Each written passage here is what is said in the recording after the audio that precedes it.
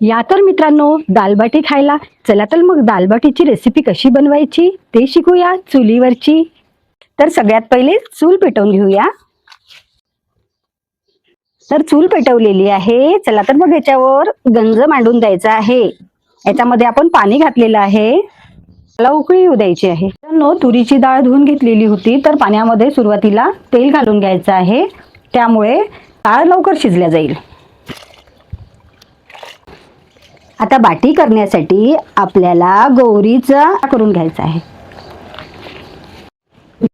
इथे आपण कणिक घेतलेली आहे, इथे रवा घेतलेला आहे आणि इथे आपण तेल घेतलेले आहे. इथे चवीप्रमाणे मीठ आणि इथे ओवा घेतलेला आहे. तर सुरुवातीला आपण कणिक घालून घ्यायची आहे. त्यानंतर रवा घालायचा आहे. त्यानंतर चवीप्रमाणे मीठ घालूया. त्यानंतर ओव्याला क्रश करून घालायचं आहे. त्याने बाटीची चव अगदी मस्त येणार. त्यानंतर याच्यामध्ये मोहन म्हणून याने एकदम खुसखुशीत होणार आपली बाटी, म्हणून तेल घालून घ्यायचं आहे. मग तेलाला व्यवस्थित मिक्स करून घ्यायचं आहे. पाणी टाकून याचा गोळा तयार करायचा आहे. बाटीचा गोळा तयार झालेला आहे मित्रांनो. चला तर आपण बाट्या करून घेऊया. बाटी तयार झालेली आहे मित्रांनो. चला तर याच्यावर बाटी टाकून घ्यायची आहे. गोऱ्या आपल्या छान निवे तयार झालेले आहे, त्याच्यावर बाटी टाकून घ्यायची. चला तर मग डाळ शिजलेली आहे. आता आपण दालबाटीची डाळ कशी बनवायची ते बघणार आहोत. तर आपण डाळीला याच्यामध्ये ओतून घ्यायचं आहे.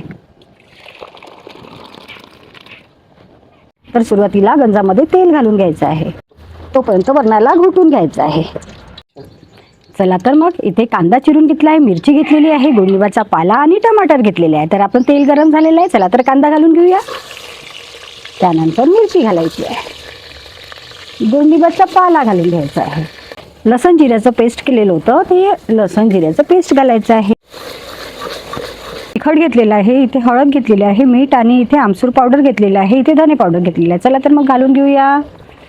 गोड टेस्ट यायसाठी आपण गूळ घालून घ्यायचं आहे.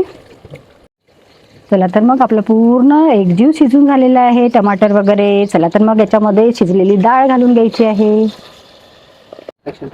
चला तर मग वरणाला उकळी आलेली आहे. वरून मस्तपैकी सांबार घालून घ्यायचा आहे. वा, बघू शकता किती मस्त चमचमीत आपलं दालबाटीची डाळ तयार झालेली आहे, वरण तयार झालेलं आहे. आता आपली बाटी शिजलेली आहे. बघू शकता बाटी शिजलेली आहे. याला मस्तपैकी पुसून घ्यायचं आहे आणि काढून घ्यायच्या आहे एवढ्याही बाट्या.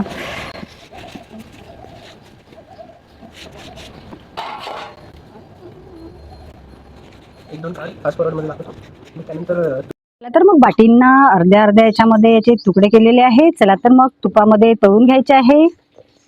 बाटी तळून झालेली आहे तुपामध्ये. चला तर मग याला मस्तपैकी ताटामध्ये फाडून घ्यायची आहे. मला मस्त फिरवून घेतलेलं आहे आणि मस्त बाटीवर असं घालून घ्यायचं आहे. किती मस्त दालबाटी तयार झालेली आहे. अगदी टेस्टी, अप्रतिम टेस्टी दालबाटी. चुलीवरची दालबाटी तयार झालेली आहे मित्रांनो. चला तर मग लयच भारी झाली आहे बरं का. बघताक्षरी तोंडाला पाणी येणारी दालबाटी तयार झाली आहे. वा, फारच लय भारी झाली आहे बरं का. खूपच सुंदर.